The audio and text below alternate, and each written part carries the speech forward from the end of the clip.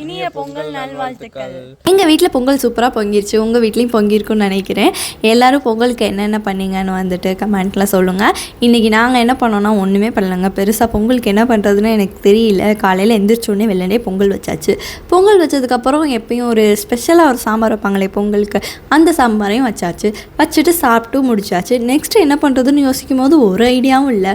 சரி இன்றைக்கி ஒரு நாள் இன்றைக்கி ஃபுல்லாக ஃபேமிலி டே அப்படின்னு சொல்லி ஃபேமிலியோட செலிப்ரேட் பண்ணலாம் அப்படின்னு முடிவு பண்ணப்போ அந்த பிளானும் கேன்சல் ஆகிடுச்சு.